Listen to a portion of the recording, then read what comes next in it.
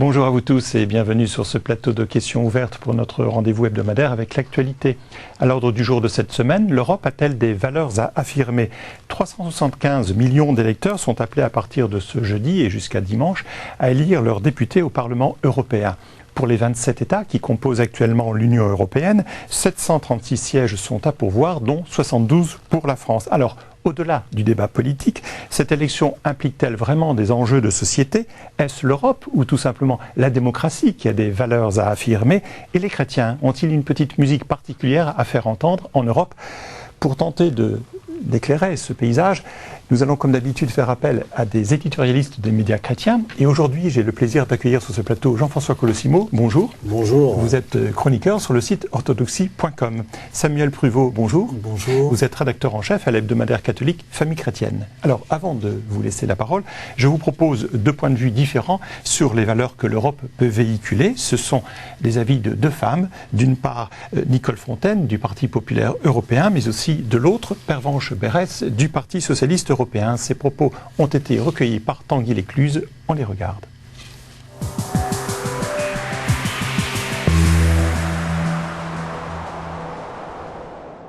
Le grand défi de l'Union européenne, c'est celui de la solidarité.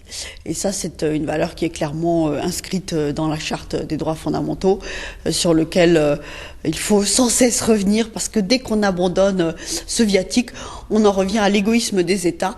Et à ce moment-là, la forme la plus politique de l'égoïsme des États, c'est ce qui s'appelle le nationalisme. Et comme François Mitterrand nous l'a très justement dit, et comme parfois on l'oublie trop, le nationalisme, c'est la guerre. Le principe même des valeurs qui sont contenues dans la Charte, je crois, tourne le dos à cette idée-là, et c'est ce qui lui donne sa force.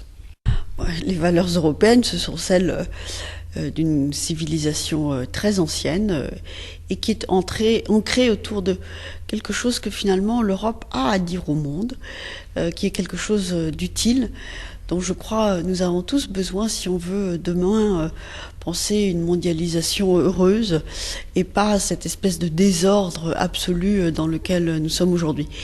Et au fond, le meilleur moyen de connaître les valeurs de l'Union européenne, de l'Europe, souvent c'est de sortir un tout petit peu d'Europe et puis d'y revenir, parce qu'à ce moment-là, on se rend compte que cette jolie devise de l'Union européenne, qui est l'union dans la diversité, elle a une réalité.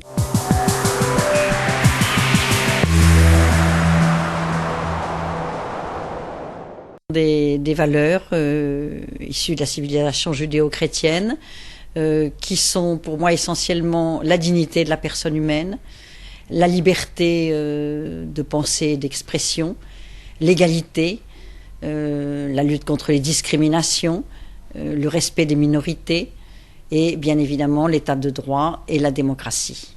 Et ce sont des valeurs qui sont portées par l'Europe depuis des siècles et que nous aurions grand intérêt à remettre à l'ordre du jour d'une façon, je dirais, plus présente. On en revient à l'origine de l'Europe. Qu'est-ce que l'Europe? Quel est le projet européen?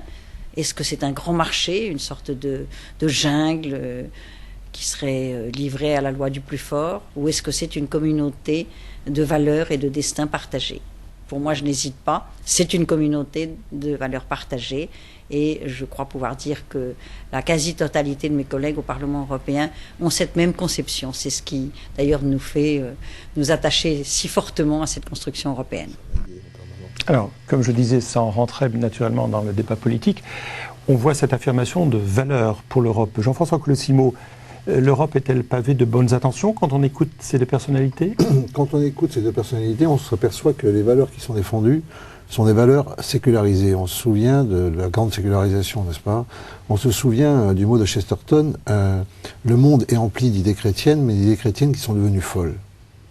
Et c'est exactement ce dont ces deux dames témoignent, la mondialisation heureuse, des idées d'état de droit, etc., auxquelles tout le monde sont attachés. Mais est-ce que ça constitue des valeurs, ou est-ce que ça ne constitue pas simplement un cadre politique dans lequel pourraient fleurir les valeurs? La réalité, c'est qu'on nous décrit une sorte d'îlot qui est rentré dans la post-histoire, qui s'est proposé la paix et qui tient effectivement à sa promesse de la paix, souvent d'ailleurs au risque, soit à l'intérieur de l'ennui, ou à l'extérieur de la fragilité profonde et de l'inefficacité politique. Donc je pense qu'en fait, il y a une crise de l'idée européenne et le peu de participation qu'on va avoir globalement à ces élections va le démontrer profondément. Effectivement, l'Europe, aujourd'hui, est un projet plutôt négatif que positif. J'entends par là, c'est un projet qui dit non à la guerre, c'est un projet qui dit non au désordre, c'est un projet qui on nous parle de mondialisation heureuse, etc. Mais en fait, personne n'est vraiment heureux.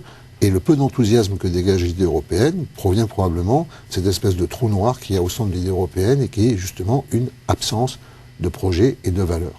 Alors, quels enjeux pour le rédacteur en chef de Famille Chrétienne, Samuel?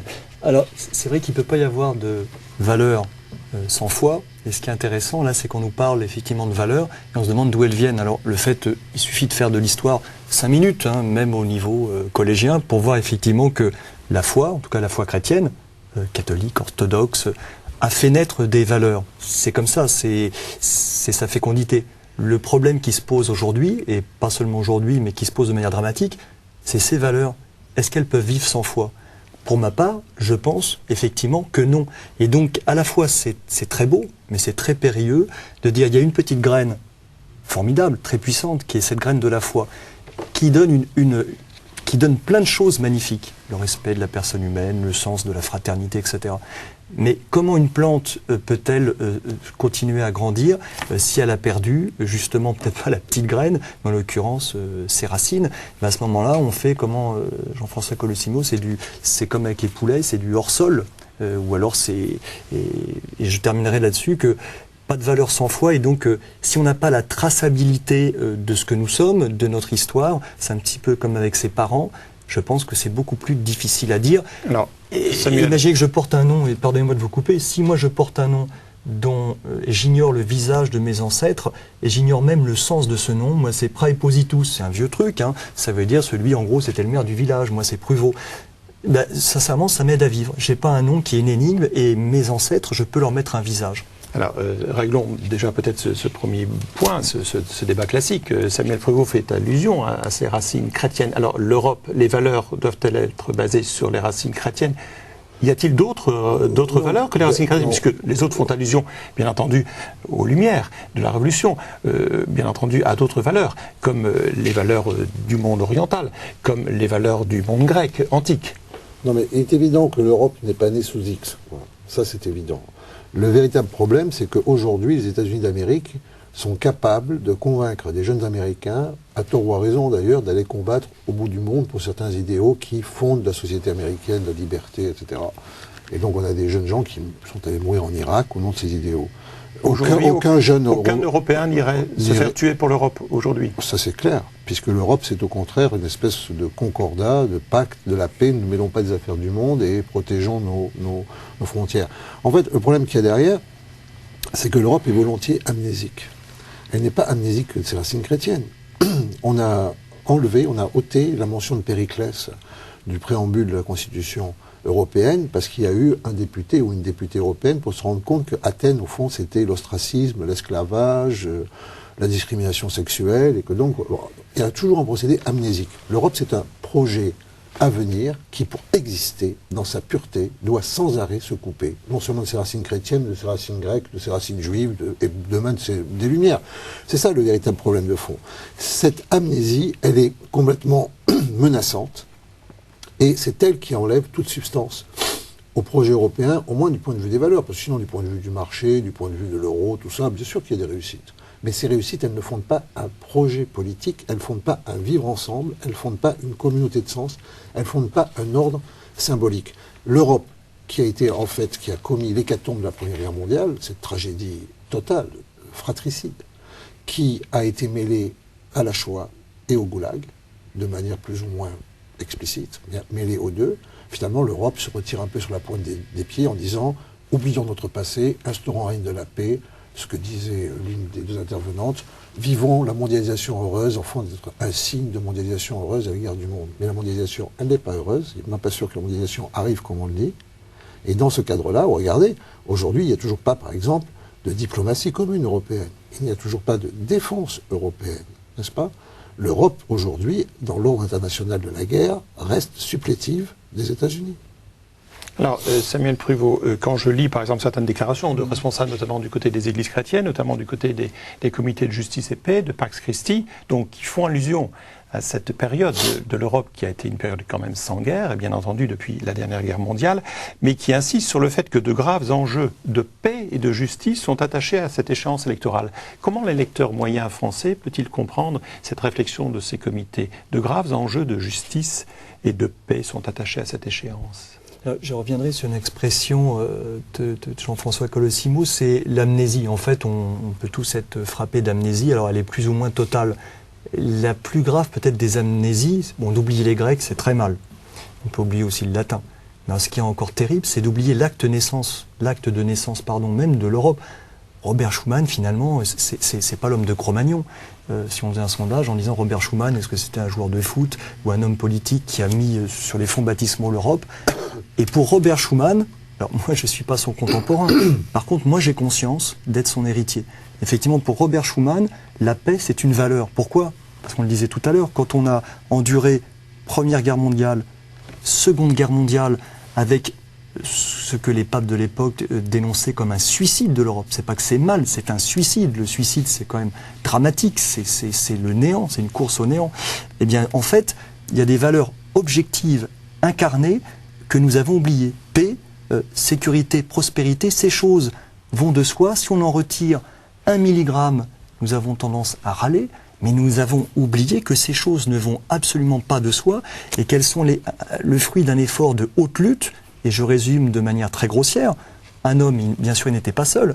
Robert Schuman, homme justement des frontières, écartelé dans sa propre chair, dans sa propre vie, dit la seule issue, il faut que les ennemis apprennent à se réconcilier, pas se supporter, que les ennemis apprennent à se réconcilier sur ce qui faisait exactement l'objet de leur querelle, à savoir la puissance économique. En l'occurrence, à l'époque, c'était le charbon et l'acier. Maintenant, ça nous fait rigoler. Mais à l'époque, c'était déterminant. Et sur des valeurs économiques. Aujourd'hui, il faudrait se réconcilier sur des valeurs politiques, Jean-François Colossimo. Justement, regardez, politiquement, ça rejoint votre question précédente. Politiquement, ça ne marche pas. La participation aux élections européennes est faible. Mais aux États-Unis, il y a beaucoup d'abstention. Ça n'empêche pas la démocratie américaine de fonctionner. Mais la démocratie américaine, elle ne fonctionne pas que par le biais du scrutin, n'est-ce pas? Elle fonctionne aussi par un réseau associatif, de fondations, etc. La démocratie américaine, elle n'est pas que représentative. Ça, c'est sûr. Non, mais là, en revanche, faible participation, détournement constant du vote à des fins de politique nationale ou à des fins idéologiques, bon, je sais pas, hein, et prime aux listes contestataires. Ça, c'est quand même la structure du vote européen. C'est-à-dire, si vous êtes souverainiste, c'est là où vous pouvez faire le plein, c'est-à-dire contre l'Europe. C'est à l'occasion d'un vote pour l'Europe que vous pouvez faire le plein contre l'Europe. J'arrivais dans vos studios, je ne me souviens plus quel parti d'extrême gauche dit carton rouge à Nicolas Sarkozy. C'est ça le vote qu'on vous propose, de mettre un carton rouge à Nicolas Sarkozy. Quelle drôle d'idée, je croyais qu'on votait pour l'Europe. Mais non, détournement à des fins nationales. Et puis enfin, l'hubris politique. La liste antisioniste de Dieudonné, qui vraiment pose toutes les questions, ou plutôt n'en pose plus, parce qu'on a maintenant la réponse quand même sur la trajectoire de Dieudonné, n'est-ce pas? Donc on est là en fait dans une espèce de grand fouillis qui n'a pas de but politique. Et dernier point, pour élire des députés qui aujourd'hui ordonnent quand même 80% de législation des pays concernés et qui apparaissent comme une technostructure à fond libéral. La commission de Bruxelles, le Parlement, etc., c'est quelque chose qui est très étranger à la vie quotidienne des Européens, quels qu'ils soient, vous voyez. Donc je pense que là, on a vraiment un problème de déficit politique grave. Alors, pour combler ce déficit, ou tenter de combler ce déficit, un certain nombre de mots ont été esquissés par les deux personnalités interviewées. Je reprends ce terme de solidarité, puisque l'une d'entre elles a fait allusion à la double lecture qu'on peut avoir, c'est-à-dire solidarité entre les États, les communautés à l'intérieur de l'Europe, mais aussi solidarité de l'Europe par rapport au reste du monde. Est-ce que cette notion peut être considérée comme une valeur à développer en Europe, Samuel Pruvot? Alors, je voulais rebondir sur une interview qu'on a réalisée récemment, on n'est pas les seuls, La famille chrétienne, c'est une rencontre avec Andrea Riccardi. qui a eu il y a très peu de temps le prix Charlemagne. Charlemagne, oui. Alors, c'est pas une décoration d'une paroisse. On rappelle qu'Andrea Riccardi est le fondateur d'une communauté qui s'appelle Sant'Egidio. C'est un Italien, qui est né à c'est Rome. pas un Français. Voilà. Et en gros, cette communauté a plusieurs charismes, dont le service des plus pauvres et, j'allais dire, la diplomatie des limites. C'est-à-dire quand les diplomates jettent le torchon, il y a encore des chrétiens qui pensent, comme Schuman, qu'on peut faire des choses qui sont quasiment métapolitique. Et en tout cas, lui, il a eu ce prix, Charlemagne. C'est pas un petit prix. Il me semble que le prix 2008, c'était Angela Merkel. Donc Valéry Giscard d'Estaing. Voilà, c'est plutôt des personnalités politiques. Et lui, nous a dit, en fait, pour moi, c'est un signe des temps. Non pas que je suis le meilleur, le plus beau, mais ça veut dire qu'on reconnaît que parmi justement les fondations de l'Europe, il y a le service des plus pauvres. Concrètement, ça veut dire la soupe populaire à la gare Termini à Rome. C'est pas des grands mots, c'est du concret. Et deuxièmement, ce charisme justement de réconciliation que lui pense être né sur la croix du Christ. C'est pas un truc, il faut être gentil ensemble. C'est-à-dire, c'est encore une fois, c'est un acte chrétien profond et qui n'est pas ni délavé ni sécularisé. Et moi, ce que j'ai retenu entre autres de cette interview, c'est qu'il nous a dit, il parlait à nos lecteurs. Certains de nos lecteurs familles chrétiennes sont dubitatifs, ils ne sont pas les seuls. Ils se disent l'Europe va dans la mauvaise direction, de toute façon ça ne nous concerne pas. Donc finalement, quelle est la réaction chrétienne? On s'en lave les mains. Alors Riccardi dit ça, non seulement c'est pas possible, deuxièmement c'est un péché, et troisièmement c'est une énorme bêtise. Parce que ça doit être une technostructure, etc., c'est pas rigolo. Il y a des opportunités politiques formidables. Et dans l'ordre de la sainteté, bien sûr on peut être ermite, et être stylite, c'est très beau. Moi, je sais pas, j'ai un peu le vertige, j'aurais pas pu l'être. Stylite, on vit sur une... C'est très bien. Mais on peut aussi entrer dans l'arène politique et justement défendre peut-être des valeurs, ou au moins nos frères, ce qui est le minimum vital quand on croit en l'Évangile. Et ça, à la limite, c'est un petit peu facile de se dédouaner en disant « bah oui, mais c'est mal foutu, ça va dans une mauvaise direction, donc laissons, prenons une arche de Noé ».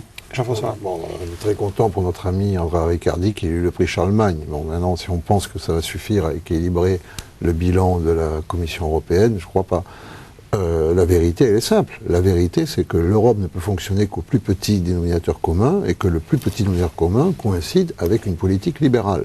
C'est-à-dire une politique d'effacement des frontières, une politique de la réduction des investissements d'État, une politique du marché. Ça a été la trajectoire constante de l'Europe depuis toutes ces années. Tout ça dans un climat européen général d'effondrement de la social-démocratie et de minoration des démo-christianisme politique, n'est-ce pas? C'est ça la vérité. Donc, en fait, dernier point surtout, un néoconservatisme qui est incarné par la gauche qui a la culture de l'État. Donc, vous voyez? Donc, en fait, on en est aujourd'hui effectivement, à l'élaboration d'un marché. Il n'y a pas de culture européenne, il n'y a pas de langue européenne, il n'y a pas de politique sociale européenne. Ça n'est pas vrai. Donc, je veux dire, et il n'y en aura pas. Parce que pour rétablir tout ça, il faudrait qu'il y ait une volonté politique. Or, on n'a pas une volonté politique ferme, on a une coalition d'intérêts. D'ailleurs, la grande création du Parlement européen, c'est quoi? Ce sont les lobbies.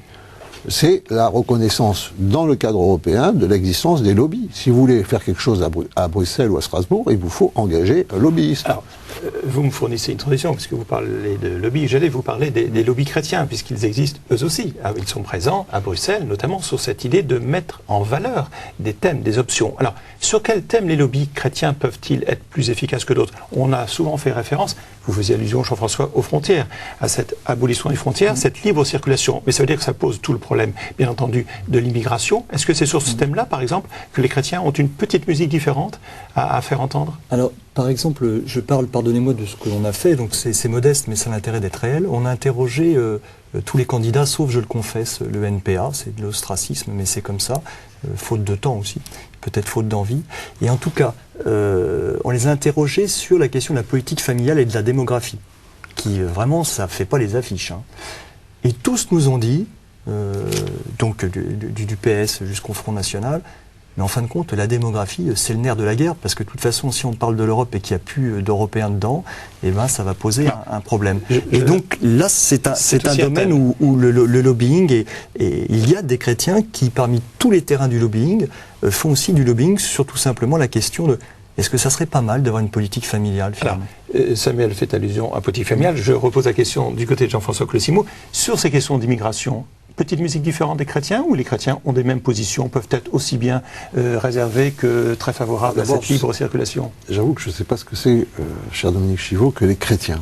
Je pense que, par exemple, on a pu... D'où ma question. En effet, peut-il y avoir une position commune? On a pu constater, par exemple, en France, dans les derniers débats sur l'immigration, qu'il y avait un net décrochage entre les affirmations assez classiques de l'épiscopat de solidarité avec les clandestins, etc., et un certain décrochage de l'opinion catholique, y compris par rapport aux positions de l'épiscopat.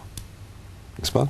Donc ça me semble aussi un fait. C'est-à-dire que l'opinion catholique est plus réservée que ses leaders. Elle est plus conservatrice et elle se veut en tout cas plus réaliste et un peu moins idéaliste. En tout cas, c'est comme ça qu'elle se représente elle-même, n'est-ce pas? Donc ça me semble un phénomène intéressant, de la même manière qu'on a pu voir en Espagne qu'il y avait des affrontements assez violents entre le gouvernement socialiste et l'épiscopat qui a pris parti politiquement. Donc je crois qu'en fait, la voix des chrétiens ont quand même un véritable problème. C'est-à-dire qu'on ne reconnaît pas les... Si vous n'avez qu'un... Non, mais on ne reconnaît pas les racines chrétiennes de l'Europe, et en même temps, on leur demande de se constituer en une forme de lobby particulier. Mais si les chrétiens se constituent en un lobby particulier, ils accentuent l'amnésie de l'Europe. Donc je crains que les chrétiens soient une fois de plus condamnés à souffrir universellement pour rendre témoignage de quelque chose de plus grand que des intérêts partisans supposément chrétiens, en quelque sorte. Je crois que c'est là où ça se passe, n'est-ce pas? Mais la tentation d'une forme de communautarisme chrétien à l'échelle européenne, voire d'une coalition de partis dits chrétiens, etc., existe. Elle n'est pas tout à fait sans valeur politique, mais je ne crois pas qu'on puisse considérer que ça soit une voie de témoignage assez profonde, n'est-ce pas? Nous ne sommes pas partisans, n'est-ce pas? C'est comme lorsque la République est devenue le seul objet des républicains. Il ne faudrait pas que la civilisation européenne devienne le seul objet des chrétiens. Il faut au contraire que les chrétiens la diffusent, la communiquent, ils fassent communier autrement, simplement que comme des gens qui portent un badge. Nous aurons l'occasion, Samuel, de rebondir sur ce sujet, je n'en doute pas, mais il est temps de passer à notre prochaine rubrique, à la une. Jean-François Colosimo, en dehors de ce sujet, avez-vous été frappé par d'autres thèmes dans l'actualité cette semaine? Eh bien, écoutez, je vais vous dire, j'ai été frappé tout de même par la manière dont les initiatives diplomatiques de Barack Obama finalement enthousiasme le monde. Non pas que Barack Obama va réussir, je ne crois pas trop, mais il y a une attente effectivement d'une sorte un peu de leadership mondial d'ouverture. Ça c'est le premier point. Et le deuxième point, c'est évidemment, avec tout le respect qui est dû aux victimes de ce terrible accident d'avion, le fait malgré tout que ces catastrophes impromptues frappent vraiment l'imaginaire. On pense au tsunami, on pense évidemment aux cyclones, on pense aux tremblements de terre. Nous avons à nouveau, en ce XXIe siècle triomphant, un imaginaire qui est imprégné au fond d'une représentation archaïque de la fragilité de l'existence humaine. La technologie au fond n'y peut rien. Et dans cette fragilité, terrible évidemment encore une fois pour les victimes et leurs familles surtout, mais dans cette fragilité transparaît quand même une véritable angoisse métaphysique. Samuel ? Juste le temps pour un tout petit scoop. Il y a un bouquin qui va sans doute faire du bruit qui s'appelle Anatomie d'un désastre. Et le désastre, c'est une question démographique, c'est de dire non pas que l'islam, ça soit mal et mauvais, mais que du point de vue numérique, il y a une diffusion, un poids que les élites connaissent. Vous appelez ça, vous partagez ce terme de désastre? Pas sûr. C'est le titre d'un livre, hein, Anatomie d'un désastre. Et nous, en fait, on a fait notre boulot d'une interview. Et je voulais juste livrer aux téléspectateurs une information. C'est un auteur qui est un haut fonctionnaire, il est anonyme parce que, dit-il, si j'écris ce que j'écris, je vais être menacé. Mais c'est pas là l'objet du scoop, parce que le bouquin, on peut le trouver en librairie sans famille chrétienne. Surtout que le temps court, Samuel. Alors voilà, vite. Donc nous avons eu tout à l'heure, juste avant de venir, Philippe de Villiers, et on lui a dit, vous êtes un peu obsédé par l'islam. Il a dit, c'est pas une question d'obsession. D'ailleurs, je vais vous dire l'entretien que j'ai eu il y a quelques mois avec Nicolas Sarkozy. Alors je lis, c'est intéressant pour la réflexion. C'est Nicolas Sarkozy et Philippe de Villiers qui discutent ensemble, et on cite le président de la République. On verra les premières transformations d'églises en mosquées dans les 3 ans qui viennent. Ça, c'est Nicolas Sarkozy. Toi, tu as les intuitions, Philippe de Villiers, moi, président de la République, Nicolas Sarkozy, j'ai les chiffres. Tes intuitions, elles sont confirmées par mes chiffres. Et je termine. L'islamisation, dit Nicolas Sarkozy, de l'Europe est inéluctable. Voilà, donc je trouve que c'est une question à discuter. Je pense que nous n'avons plus malheureusement le temps de revenir sur ce débat. Tout à fait le contraire. Samuel a fait allusion à ce livre, je pense, polémique, vu déjà le terme utilisé, le désastre. On aura probablement l'occasion. En tout cas, on ferait laisser Nicolas Sarkozy ses propos, et quand Philippe de Villiers le rapporte, c'est pas Nicolas Sarkozy qui parle, c'est Philippe de Villiers qui rapporte dit-il, c'est Nicolas Sarkozy. C'est ça. Alors passons à notre ultime rubrique, en bref.